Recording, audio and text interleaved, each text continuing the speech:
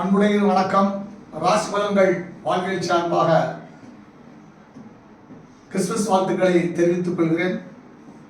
இயேசுபிரான் அவதரித்த நாளான கிறிஸ்துமஸ் அன்று அவரை போற்றி வணங்கி அந்த விழாவை நல்லபடி கொண்டாடுங்கள்.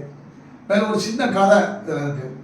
என்னன்னா, இயேசுநாதர் நினைக்காரு பூலோகத்தில் நம்ம விழாவை எப்படிலாம் கொண்டாடுதாங்க, நம்ம பிறந்த நாளை எப்படி கொண்டாடுதாங்க, அப்புறம் நம்ம மேலே எப்படி விசுவாசத்தோட மக்கள் இருக்காங்க, நம்ம சொன்ன அன்பு, மன்னித்தல், நேசம் இவைகள் எப்படியே ஃபாலோ பண்ணுறாங்க அப்படின்றது விரும்புறதுக்காக இயேசுநாதர் கிறிஸ்துமஸ் அன்னைக்கு நைட்டு வரார்.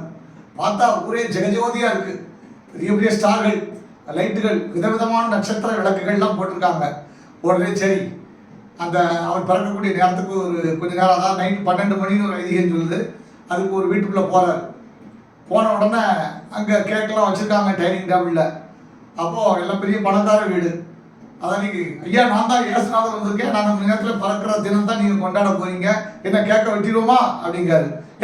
பைத்தியக்காரா இருக்கா இவன், எங்கேயா யாரையா உள்ள விட்டது, செக்யூரிட்டி என்ன செய்துட்டு இருக்கான் அப்படின்னு சொல்லி அவர் ரொம்ப ஏசி, இல்லையா நான் தான் ஏசி, நீங்கள் எப்படி கொண்டாடுறீங்கன்னு பார்க்கறதுக்கு இவன் பைத்தியம் கீதே பிடிச்சிருக்கா, இவன் யாரையா உள்ள விட்டா பிச்சைக்காரன் அப்படின்னு வரட்டி விட்டுட்டாங்க. அப்புறம் கொஞ்சம் தூரம் நடக்காரு. அங்கேயும் ஜேன்னு பாட்டெலாம் ஓடிட்டு இருக்கு, எல்லாம் கிறிஸ்துமஸ் ஸ்டார்லாம் போட்டிருக்கு. சரி, அங்கேயாவது எப்படி இருக்குன்னு போய் பார்ப்போன்னு போய் பார்க்காரு. உடனே உள்ளே போனோடனே அங்கே டைனிங் டேபிளில் பெரிய கேக்கெல்லாம் வச்சுருக்காங்க, ட்ரெஸ் எல்லாம் பண்ணிட்டு இருக்காங்க.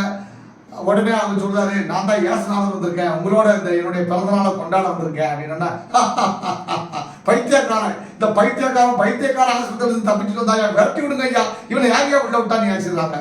ரொம்ப மனச்சோர்வா நம்ம சொல்லி கொடுத்த அன்பு, பாசம், நேசம், மன்னித்தல்லாம் எங்கே போச்சு? அன்பை சொல்லிதான் இந்த உலகத்தில் நம்ம மதத்தை பரப்பணும்.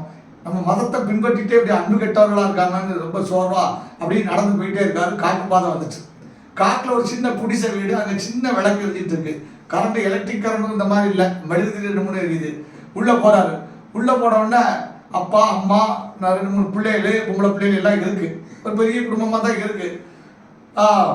வாங்க வாங்க வாங்க வாங்க வாங்க, உங்களை தான் தேடிட்டு இருந்தா. ஐயா வாங்க வாங்க வாங்க, உங்களை தான் தேடிட்டு நான் ஏசு அப்படின்னு சொல்றதுக்காக முற்படுதாரு. வாங்க, முதல்ல கேட்க விட்டுவீங்க, வாங்க ஐயா உட்காருங்க அப்படின்னு சொல்லி கேட்க விட்டுறாங்க. அப்பவும் அவர் சொல்ல முற்படுதாரு, வெட்டுங்க, முதல்ல கேட்க உங்க கையால வெட்டுங்க, ஏன்னு வெட்டியாச்சு. அப்புறம் தான் அவர் வெட்டி முடிச்சோன்னு சொல்றாரு, நான் யார் தெரியுமா, நான் தான் ஏசுன்னு சொல்றதுக்கு முன்னாடி, இந்த வீட்டுக்கு யாரையா வருவா, அவுட்டர்ல ஒண்ணுமே வாழ வழி இல்லாம நாங்கள் எங்கள் பணம், காசு, பொருளெல்லாம் இழந்து மக்களால் நிராகரிக்கப்பட்டு சொந்த பந்தங்கள்லாம் எங்களை ஏசி விலைக்கு இந்த அவுட்டரில் காட்டுறதுக்கு இந்த வீட்டுக்கு யார் வருவா, நீங்கள் தான் வருவீங்கன்னு எங்களுக்கு தெரியும். அதனால தான் உங்கள்கிட்ட யாருமே கேட்கல நாங்கள். ஆக திக்கற்றவர்களுக்கும் பாவிகளுக்காக வந்த இயேசுவின் இந்த புனித நாளை எல்லாரும் கொண்டாடி அன்பு, பண்பு, நேசம் இவர்களை பகிர்ந்து கொண்டு வாழ வாழ்த்துகிறேன். நன்றி, வணக்கம், வாழ்க வளமுடன்.